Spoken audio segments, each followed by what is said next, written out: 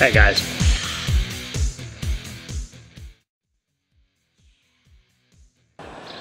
Yeah, let's get into it. This carburetor has got an idle adjustment screw right here where my thumb is, and it's actually an Allen. Takes an Allen wrench to adjust it, and I'm going to find one of those and take out there with me just in case. But I remember a long time ago when I first got this thing and I was toying with it. I don't know how well you can see this. I had adjusted the carburetor and I had it sitting out here on the car pad. See that dent in the siding of the garage there? Well, keep your eye on that. And I'll go by it and you can see how high it is. Here's the dent in question. I had it over here facing this way, and I had been adjusting the carburetor some, and without thinking about it, I had the idle set too high. And it started and took off. That torque converter engaged, and it tried to take off, and I was standing behind it. So I grabbed those roll bars, trying to hold it back, you know, like just a reflex action. There's no way I'm going to hold it back, but I thought maybe. And what I did make it do is pop a wheelie. And it popped a wheelie and ran up the side of the garage, and that's where the frame hit the side of the garage there and gave me a little, probably void my deposit on my renter's deal. But yeah, I got my blood pressure going, you know, my heart a pumping. Alright, anyway, it's fun to show. I'm going to get that wrench for that, and then we're going to go put it on the machine. You guys remember when I covered these things up before that foul weather came? Well, I just want to share this with you. See how it's all sunk down, right? See how it's all sunk down right there? Look at this. Oh my, had a bunch of snow and rain in there. Oh, that's going to be a mess. This should be completely interesting. See how this goes.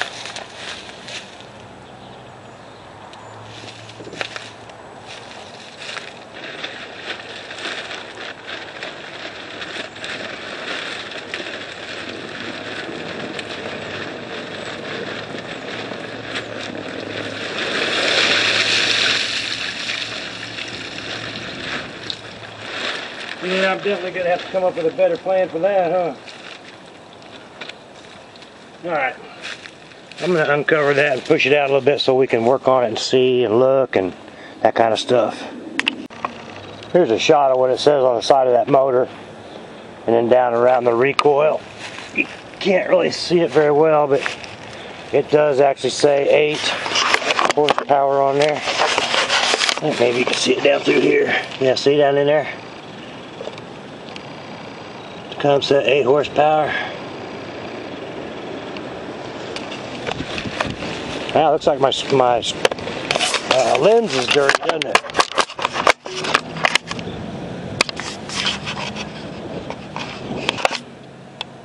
Alright. I cleaned the lens off a little bit, maybe that'll help. And it's kind of shaded there, isn't it?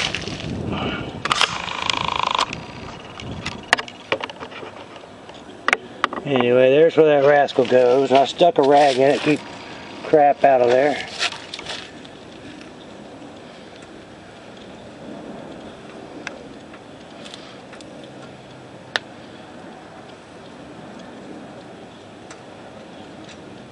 There's the old gasket, which I've already selected one from the two that Steve sent me. Put on there. And if I'm not mistaken, there's a linkage here somewhere that I've got to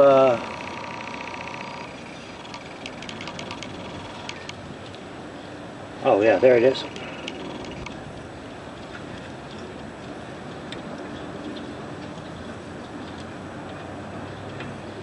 Got to locate and put in place.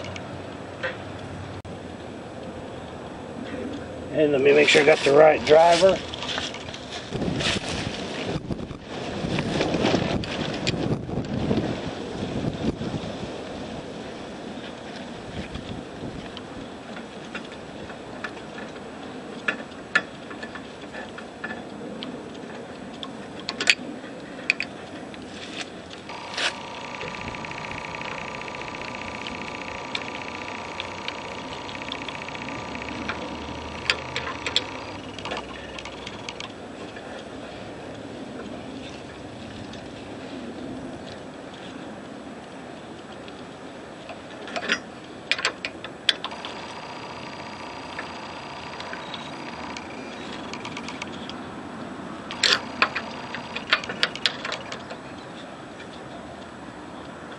Okay.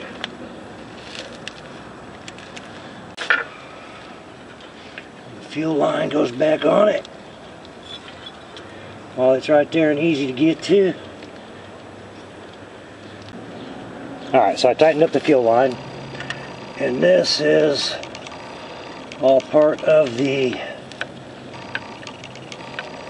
air cleaner.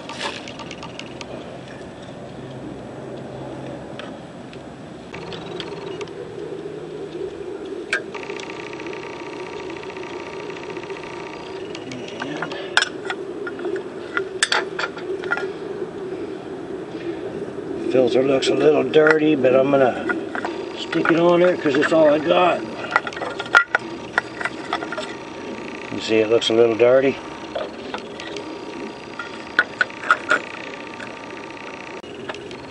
Not so much dusty, it's just kind of blackened.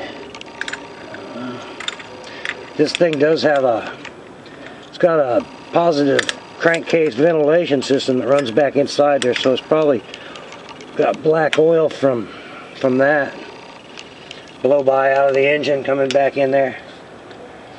And then the other only thing is these bolts to hold that guard on there. I'll take care of that and get back. Alright, so I got that cage on there, which you can see it there. Just a heat shield for the muffler. And I pulled the spark plug out just to look at it. And not too bad, just a little carboned up, a little black, not really a tan like would be ideal. So I'm going to clean that and refresh it before we go. And while I've got it out, I'm going to turn it over a few times to get that fuel pump pumping the gas up in there. Check the oil, check the gas, that kind of stuff. So we're going to do that. But I'm not going to make you watch me check the oil and check the gas. I also want to put some air in this back tire. See, that's caved in. This one has a slow leak, and as it sits it goes flat, and that's where it was sitting before I pushed it out here. So it needs some air in it, just some stuff like that before we actually try to fire it up. Alright, so I got my spark plug, and I checked the gap on it, and then put a piece of emery cloth in my vise so I could stretch it tight. And I just ran this back and forth over the emery cloth and got everything all cleaned up, and then blew it out real good, made sure there was no leftover unwanted residue on there. So that's good to go. Then I filled up my air pig with some air from the compressor. I'm going to shoot some air in this tire just so it doesn't have a flat spot.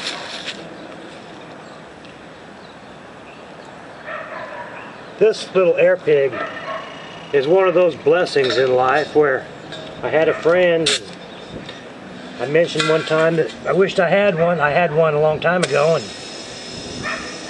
I don't know what became of it. And I said, man, I wish I had an air pig, because I keep got a low tire I need to fill up all the time. And he's one of those guys that said, oh, I got one at home you can have. And he gave me this thing. I think it's actually an old Freon type air compressor or air conditioning recharging chemical bottle, but it works great for this. I don't know how much pressure that is, but it's enough that it's not flat.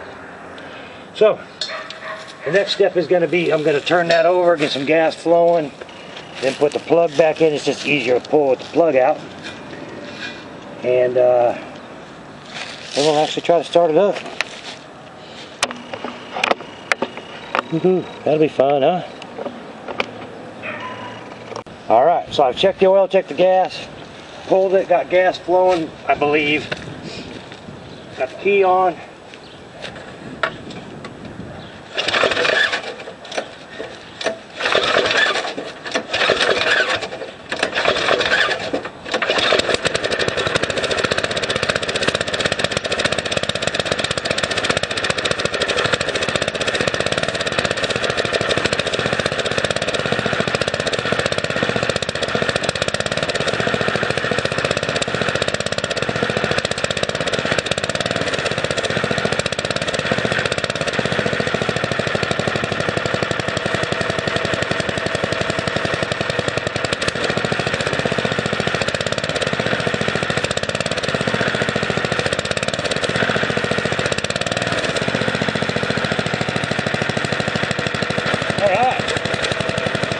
Like that. Now this fender bracket needs welded back on. So I can't really go for a hard romp until I pull it around the shop and do that. But it sure is nice to hear her going.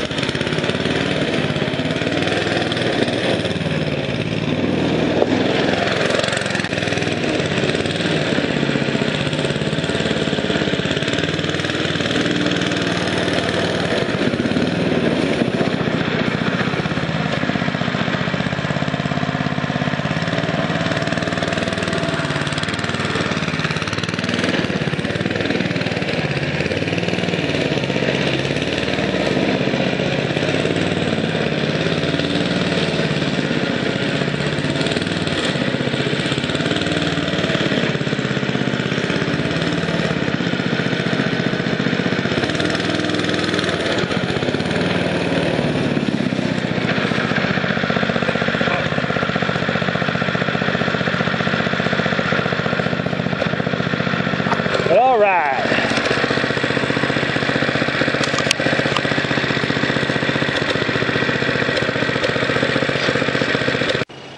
I remember way back when I first put these fenders on here, and T-Man's Go-Karts had checked out one of my videos on the way I did this, and he said those will break. These brackets right here. He said those will break. And I said, yeah, you're probably right, but I'll cross that bridge when I get to it. Well, here I am. Anyway, I cleaned it up and welded it back on there. It's good enough for now. It does need a better design, but I just wanted to get this thing going. I'm not out here to really make a bunch of improvements or anything.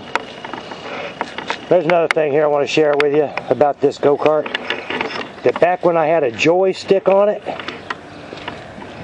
I had modified, it may be shaded to where you can't see it. Maybe you can. This arm down here for the steering. In my hand, where am I? I lengthened it to where it was real long. And yeah, I think the light's bad there. But that way I could get leverage when turning with the joystick. Then when I went back to a steering wheel, well, I didn't put it all the way back down to where it was stock. So it's a little bit hard to turn. But when it does turn, it turns sharp. I mean, once you get that steering wheel moving, it turns sharp. And of course I extended the wheelbase in the front out just so these bigger tires would clear the frame. And I kind of did a cheesy job on it, but it works. Anyway, enough of that. Let's get on her and go check it out, huh?